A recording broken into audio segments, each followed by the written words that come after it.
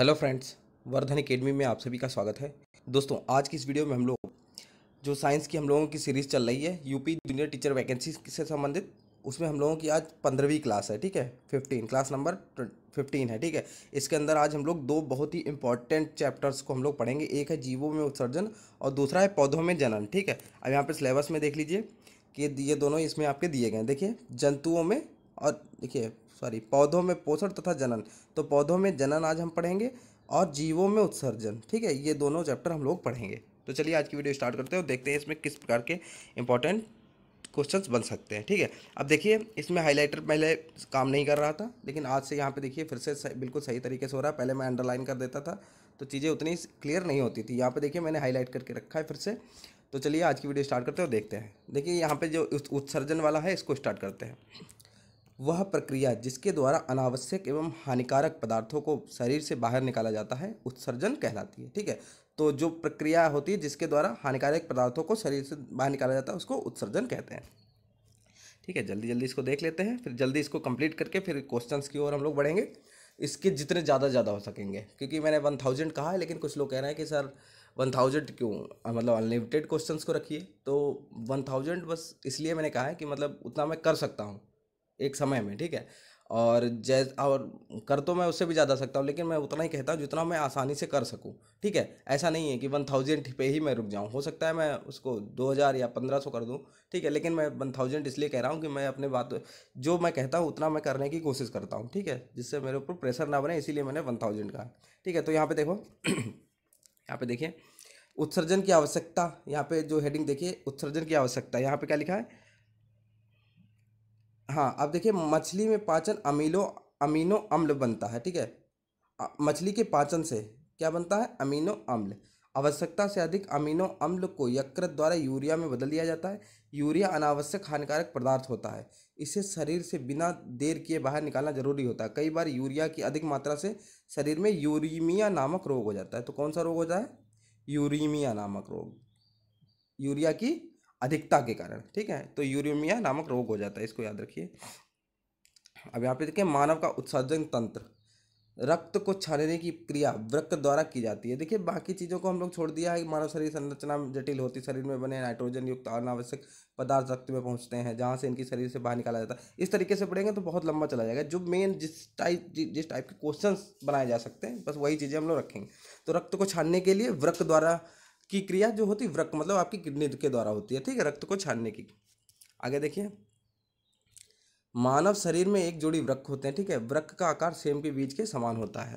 ठीक है, ये तो आपको लगभग चीज़ें पता ही होंगी। अब यहाँ पे जो मेन चीज़ है उसको देखते चलें। वृक्क मूत्रवाहिनियाँ, मूत्राशय और मूत्र मार्ग सम्मिलित रूप से उत्सर्जन तंत्र बनाते हैं। तो उत्सर्जन तंत्र में कौन कौन सी चीज़ें होती हैं, वृक्क, मूत्रवाहिनियाँ, मूत्राशय और मूत्र मार्ग। ठीक है, ये 4 चीज़ें होती हैं।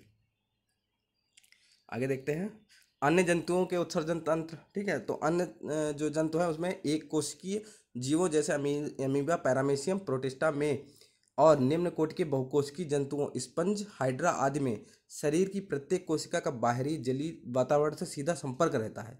इन जीवों में कोई विशेष उत्सर्जी अंग नहीं होते हैं।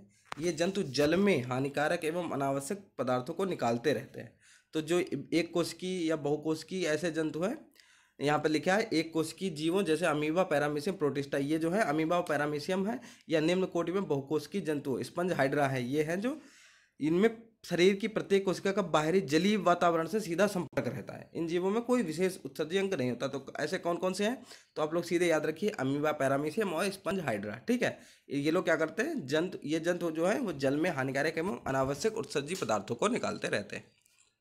आगे देखिए, अब देखिए यहाँ पर अलग अलग जंतुओं में अलग अलग प्रकार के उत्सर्जी अंग पाए जाते हैं। जैसे चपटे कृमियों में उत्सर्जन आदि वृक्क द्वारा होता है। ठीक, वृक्क मतलब किडनी द्वारा। केंचुए में उत्सर्गिकाओं के द्वारा होता है। कीटों में मैलपीघी नलिकाओं द्वारा होता है। ठीक है, जो चीज़ आपको ना आती हो उसको नोट करते चलिए। लगभग चीज़ें आपको तैयारी कर रहे हैं तो चीज़ें आपको क्लियर होती ही होंगी, लेकिन जो नहीं आती उसको नोट करते चलिए। ठीक है, अब यहाँ पे देखिए विभिन्न जंतुओं में अलग अलग उत्सर्जी पदार्थ बनते हैं। जैसे अमीबा, पैरामीशियम, स्पंज, हाइड्रा एवं अलवणीय जलीय मछलियों में उत्सर्जी पदार्थ अमोनिया होता है। अमोनिया होता है।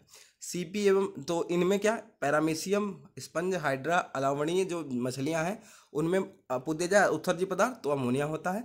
सीपी एवं घोंगा में उत्सर्जी पदार्थ अमीनो अम्ल होता है। ठीक, अमीनो अम्ल किसमें होता है? सीपी और घोंगा में। सभी स्तनियों में वयस्क उभयचरों में उत्सर्जी पदार्थ यूरिया होता है। ठीक है, तो जितने भी स्तनीय है या फिर वयस्क उभयचर में उत्सर्जी पदार्थ क्या होता है? यूरिया। पक्षियों एवं सरीसृपों में उत्सर्जी पदार्थ यूरिक अम्ल होता है। ठीक, तो इसमें 4 तरीके के क्वेश्चन बन रहे हैं, इनको अलग अलग आप लोग नोट कर सकते हैं। कि अमोनिया किस में बनता है, ठीक है, अमीनो अम्ल किन में बनता है, यूरिया किस में बनता है, और यूरिक अम्ल किस में बनता है। ठीक है। अब देखिए कुछ और भी जाने, इसमें भी कुछ है। एक वयस्क व्यक्ति, ठीक है, एक वयस्क व्यक्ति प्रतिदिन 1 से 1.5 लीटर मूत्र उत्सर्जित करता है। मूत्र में सामान्यतः 95% जल, 2.5% यूरिया और शेष 2.5% अन्य उत्सर्जी पदार्थ होते हैं। ये तो नॉर्मल है। मूत्र हल्का अम्लीय होता है। वृक्क खराब हो जाने पर रक्त के अपोहन डायलिसिस की आवश्यकता होती है। ठीक है, वृक्क जो किडनी है खराब होने पर रक्त के अपोहन या डायलिसिस की आवश्यकता होती है। अब पौधों में उत्सर्जन, आप सबने देखा होगा कि महुआ, पीपल, बरगद, कनेर, आक आदि पौधों के तने या पत्तियां कट जाने पर दूध लैक्टेस निकालते हैं। इस प्रकार कुछ पौधे जैसे बबूल, आम, नीम आदि पौधों के तनों से चिपचिपा पदार्थ गुद्दा को भी निकाला हुआ देखा होगा। ये लैक्टेस गोंद या रेजिन्स उत्सर्जी पदार्थ है। गोंद या रेजिन्स, अगर रेजिन्स पूछ दिया जाए तो जो ये चिपचिपा पदार्थ निकलता है इसी को रेजिन्स बोलते हैं। ठीक है, रेजिन्स, इसको याद रखिएगा। ठीक है, यहाँ पे देखिए पौधों में भी जंतुओं की भांति अनेक उत्सर्जी पदार्थ बनते हैं। जैसे आम, नीम, बबूल तथा हींग के पौधे से गोंद या रेजिन्स निकलता है। ठीक है, तो गोंद या रेजिन्स ये किनसे निकलता है? आम, नीम, बबूल तथा हींग के पौधों से। कुछ पौधों जैसे कत्था की छाल से टैनिन निकलता है। टैनिन कहाँ से निकलता है? कत्था की छाल से। ये सारे क्या है? उत्सर्जी पदार्थ हैं।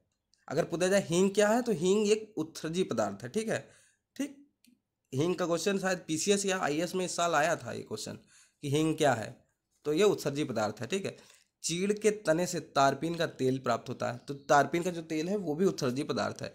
इस प्रकार दूध लैक्टेस, रेजिन या गोंद, दूध लैक्टेस, जो दूध उसमें से निकलता है जो पेड़ों से निकलता है वो वाला लिखा है लैक्टेस। ठीक, कनेर में जैसे निकलता है। रेजिन्स या गोंद, टैनिन, हींग आदि पौधों से निकलने वाले उत्सर्जी पदार्थ होते हैं। ये पदार्थ मनुष्य के लिए लाभदायक होते हैं। तो ये सारे यूज करने वाले होते हैं इसलिए लाभदायक है। आगे चलिए, यहाँ पे देखिए पक्षियों तथा सरीसृपों में यूरिक अम्ल प्रमुख उत्सर्जी पदार्थ होता है। तो उत्सर्जी पदार्थों के लिए तो बता ही दिया था, किसमें अमोनिया होता है, किसमें यूरिक अम्ल होता है, किसमें। ठीक है, तो इस तरीके से हो गया। हींग, रेजिन्स, लैक्टेस तथा गोंद पौधों से निकलने वाला उत्सर्जी पदार्थ है। तो ये देखिए पौधों में जो यहाँ पे उत्सर्जन वाला जो चैप्टर था वो हमारा कंप्लीट हो गया है। अब दूसरा हमारा है पौधों में जनन। ठीक, इसको हम लोग देख लेंगे, ये भी काफ़ी इंपॉर्टेंट है, इसको भी हम लोग देख लेंगे और जो इंपॉर्टेंट चीज़ें उन्हीं को देखेंगे। पौधों में पाए जाने वाले जनन को निम्नलिखित 2 प्रकार से बांटा जाता है, लैंगिक जनन, अलैंगिक जनन। ठीक है, अब यहाँ पे देखिए अलैंगिक जनन। क्या आपने कभी गन्ना, आलू तथा अदरक आदि को खेतों में बोते हुए देखा है? इसके तने के छोटे छोटे टुकड़े करके जमीन में लगाए जाते हैं। ये पौधे अलैंगिक जनन करते हैं। जनन की इस विधि में नए पौधों को उगाने में बीजों की आवश्यकता नहीं होती है। ठीक है, अलैंगिक जनन निम्नलिखित प्रकार से होता है। अब कैसे होता है? मुकुलन द्वारा, खंडन द्वारा, बीजाणु निर्माण द्वारा, वृद्धि प्रजनन या कायिक प्रजनन द्वारा। तो ये सब चीज़ें क्या क्या है, इनको भी थोड़ा थोड़ा हल्का हल्का देख ले सकते हैं। मुकुलन, ठीक है, अब यहाँ पे देखिए, ठीक है, मुकुलन यहाँ पे देखिए क्या है।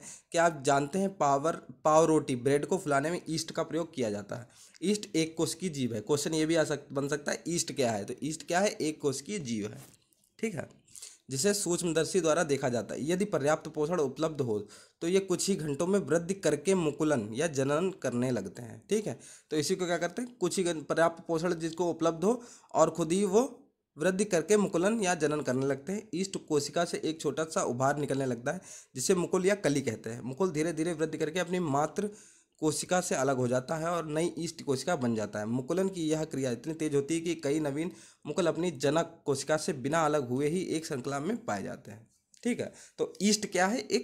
एक कोशिकीय जीव है। ठीक है, यहाँ पे देखें एक कोशिकीय जीव क्या है? ईस्ट। ये क्वेश्चन बन सकता है। फिर है खंडन। आपने तालाबों या जलाशयों में हरे रंग के जंतुओं के गुच्छे तैरते हुए देखा होगा।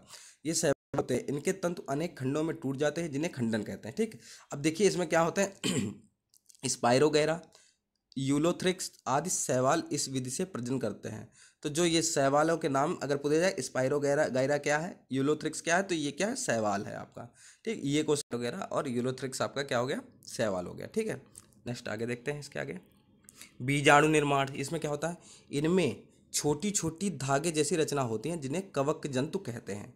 इन तंतुओं के ऊपरी सिरे फूल जाते हैं जिसमें अंततः छोटी रचनाएं बनती हैं जिन्हें बीजाणु कहते हैं। ठीक है, जो बीजाणु क्या होता है, इनमें छोटी छोटी जो आपने अचार या भीगी हुई डबल रोटी में लगे हुए सफ़ेद रंग के फफूंद को देखा होगा। ठीक है, तो डबल रोटी और जो अचार है उसमें जो फफूंद लगी होती है, इसमें क्या होता है, छोटी छोटी धागे जैसी रचना बन जाती है जिसे कवक तंतु कहते हैं। इस तंतुओं के ऊपरी सिरे फूल जाते हैं। ठीक है, देखा होगा आपने, फूल जाते हैं जिससे अत्यंत छोटी छोटी रचनाएं बनती है जिन्हें बीजाणु कहते हैं। तो ये हो गए आपके बीजाणु।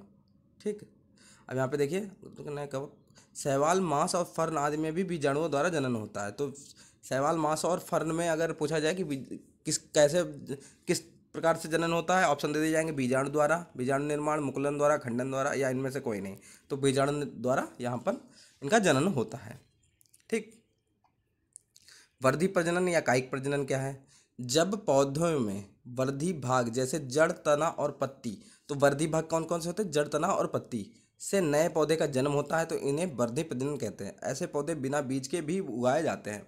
शकरकंद, डहेलिया, सत्तावर की जड़ों को जब मिट्टी में बोया जाता है तो उनसे एक नए पौधे उत्पन्न होते हैं। ठीक है, इसी प्रकार आलू, अदरक, गन्ने के पौधों में भी वर्धी प्रजनन तने के द्वारा होता है।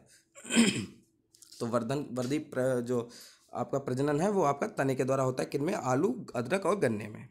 ठीक, थोड़ा थोड़ा ही देखेंगे, इतना टाइम नहीं है।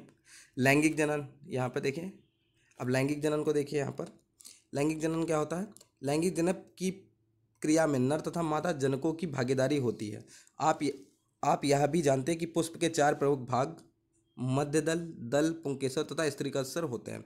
अधिकांश पौधों में पुंकेसर नर जननांग तथा स्त्रीकेसर मादा जननांग एक ही पुष्प में पाए जाते हैं। इन्हें द्विलिंगी पुष्प कहते हैं। ठीक है, जिनमें पुंकेसर और स्त्रीकेसर दोनों पाए जाते हैं। ठीक है, जैसे गुड़हल, सरसों, गुड़हल, सरसों, मटर और सेम। तो ये क्या है, ये द्विलिंगी पुष्प हैं। द्विलिंगी पुष्प के उदाहरण जैसे अगर चारों का दे दिया जाएगा, पूछ दिया जाएगा ये किस किस प्रकार के पुष्प हैं, तो ये द्विलिंगी पुष्प हैं। कुछ पौधों में पुंकेसर तथा स्त्रीकेसर अलग अलग पुष्पों में पाए जाते हैं, जैसे एक लिंगी पुष्प कहते हैं, जैसे पपीता, मकड़ा, ककड़ी, लौकी, कद्दू, खीरा आदि। तो ये एक लिंगी हो गए। ठीक है, देखिए, अब देखिए एक सामान्य पुष्प के निम्नलिखित भाग होते हैं, बाह्य दल, दल, पुंकेसर और स्त्रीकेसर। ठीक, बाह्य दल, ये सब इसमें तो लगभग चीज़ें आपको पता ही होंगी थोड़ी थोड़ी। ठीक है, इसमें कोई खास चीज़ ऐसी नहीं है जो इसमें यहाँ पे बताने वाली हो बहुत ज़्यादा। ठीक है, बस आपको इसे पौधे के भाग पता होने चाहिए, क्योंकि लिखने के लिए तो आएगा नहीं। सिर्फ वही चीज़ें पूछी जाएंगी जिससे मल्टीपल चॉइस क्वेश्चन बन सके। अब यहाँ पे देखिए, जब परागकण अपने ही पुष्प के वर्तिकाग्र पर अथवा उसी पौधे के दूसरे पुष्प के वर्तिकाग्र पर पहुँचते हैं तो यह क्रिया स्वपरागण कहलाती है। यदि किसी पुष्प के परागण निकलकर उसी जाति के अन्य पौधे के पुष्प के वर्तिकाग्र पर पहुँचते हैं तो ये क्रिया परपरागण कहलाती है। जैसे यहाँ पे देखिए, जब परागकण अपने ही पुष्प के वर्तिकाग्र पर, ठीक है, अथवा उसी पौधे के, मतलब एक ही पौधा है उसी में, या तो अपने ही पुष्प पे आ जाए के पर वर्तिकाग्र पे रहे, या उसी, मतलब अब एक पौधे में कई सारे पौधे मतलब पुष्प होंगे, या फिर इस पुष्प से दूसरे पुष्प पे पहुंच जाए तो उसे क्या कहेंगे, स्वपरागण। लेकिन अगर किसी पुष्प के परागकण निकलकर उसी जाति के किसी अन्य पौधे के, मतलब 2 पौधे लगे, एक पौधा यहाँ लगा, एक पौधा यहाँ लगा, यहाँ से इस पे पहुंच जाते हैं तो ये क्रिया परपरागण कहलाती है। ठीक है, तो ये क्रिया क्या कहलाएगी, परपरागण। और हाँ, पिछले जो वीडियो थे उसमें किसी ने कहा था कि सर आपने कुछ पॉइंट स्किप कर दिए हैं। ठीक है, तो मैंने जान के तो ऐसा नहीं किया, अगर बाई चांस उसमें रह गया होगा तो जब क्वेश्चंस को करेंगे तो मैं उसको ध्यान में रखूंगा, उन सारी चीज़ों को मैं ध्यान में रखूंगा, और आपका जब क्वेश्चन कराऊंगा तो मैं उसमें से कुछ भी ऐसा इंपॉर्टेंट नहीं छोड़ूंगा जो आपके काम का ना हो। जो आपके काम का हो वैसी कोई भी चीज़ नहीं छूटेगी। ठीक है, तो इस चीज़ का थोड़ा सा आप भरोसा रखिए। हाँ, ये अच्छी बात है कि आप लोग कमेंट से बता देते हैं, पता चल जाता है तो चीज़ें ध्यान में रहती हैं आगे। ठीक है, कि मैं कम समय में ज़्यादा चीज़ें कराने की कोशिश कर रहा हूँ। यहाँ पे देखिए, प्रकृति में फलों एवं बीजों का प्रकीर्णन वायु, जल तथा जंतुओं द्वारा होता है। ठीक है, चिलबिल द्वारा द्विफल मेपिल पौधे, जैसे पौधे के पंखयुक्त बीज घासों के हल्के बीज अथवा मदार, आँख के रोमयुक्त बीज और सूरजमुखी के रोमयुक्त फल हवा के द्वारा उड़कर दूर दूर तक चले जाते हैं। ठीक है, ये यहाँ पर काहे की बात हो रही है, प्रकीर्णन। ठीक है, पीपल बरगद जैसे वृक्षों के बीज चिड़ियों द्वारा दूर दूर तक पहुंच जाते हैं। पक्षी फलों खाते हैं, बीज पच नहीं पाते हैं और मल के द्वारा बाहर आ जाते हैं। यह बीज उगकर नए पौधों में विकसित हो जाते हैं। आपने पीपल के पेड़ को दीवारों पर उगते हुए देखा होगा। ठीक है, कुछ पौधे जैसे प्रकीर्णन क्या होता है कि बीजों का एक जगह से दूसरी जगह पहुंच जाना और वहाँ पे वो उग जाते हैं, तो यही एक तरीके से प्रकीर्णन हो गया, एक जगह से दूसरी जगह। तो किस तरीके से पहुंच सकते हैं, जंतुओं के द्वारा भी पहुंच सकते हैं। अब दूसरा देखिए, कुछ पौधे जैसे नारियल आदि फलों के आवरण तंतुमय रेशेदार होते हैं ताकि वे जल में तैरते हुए एक स्थान से दूसरे स्थान तक जा सके। तो जल में भी प्रकीर्णन होता है, देखिए, तैरते हुए एक स्थान से दूसरे स्थान तक जा सके। कुछ जंतुओं द्वारा प्रकीर्णन होते हैं, जैसे कांटेदार के बीज, यहाँ पे पता नहीं क्या लिखा था, यहाँ पे कुछ छपाई में ही गड़बड़ है। ठीक है, जिसमें हुक जैसी संरचना होती है, जिसमें क्या बीज जंतुओं के शरीर से चिपक जाते हैं। कोई भी जैसे कांटेदार कोई भी चीज़ है, ठीक है, ठीक है, तो उसमें क्या होता है कि बहुत से जंतुओं के शरीर से चिपक जाते हैं और दूर दूर तक बहुत से आपने पौधे देखे होंगे कि उसके पास आप खड़े होंगे तो वो आपके चिपक जाएंगे। ठीक है, तो दूर दूर तक पहुंच जाते हैं, जैसे यूरेना तथा जैंथियम आदि। तो ये दोनों जैसे ये पौधे हैं, इसके पास आप खड़े होंगे तो इनके बीज आपके चिपक जाएंगे, आप कहीं भी जाएंगे और जहाँ गिरेंगे वहीं ये मतलब उग जाएंगे। तो यही आपका प्रकीर्णन हो गया। अब देखिए, कुछ पौधों के फल जैसे मटर तथा अरंड आदि के साथ फट जाते हैं, जिससे उनके अंदर स्थित बीज प्रकीर्णित हो जाते हैं और अपने जनक पादप से दूर जाकर गिरते हैं। तो इस तरीके से आपके यहाँ पर, ठीक है, ये प्रकीर्णन की प्रक्रिया हो गई। ठीक है, इस तरीके से ये दोनों चैप्टर जो थे ये काफ़ी इंपॉर्टेंट थे और आपने देखा होगा इसमें कुछ चीज़ें इंपॉर्टेंट भी थी। ठीक है, जो आपके क्वेश्चंस बन सकते हैं। तो ये दोनों चैप्टर हमारे कंप्लीट हो गए और 2 चैप्टर आपके शाम को कंप्लीट हो जाएंगे। अब बिल्कुल आपने सामान्य प्रक्रिया ही स्टार्ट होगी, अब मैथ्स की भी आपकी क्लासेस स्टार्ट हो जाएंगी। मैंने 5 तारीख तक कहा है, तो मैं 5 तारीख तक आपका कंप्लीट करा दूंगा ये कोर्स। ठीक है, और उसके बाद आपके जितने भी हो सकेंगे मल्टीपल चॉइस क्वेश्चन, जितने भी हो सकेंगे उतना मैं आपको कराने की कोशिश करूँगा।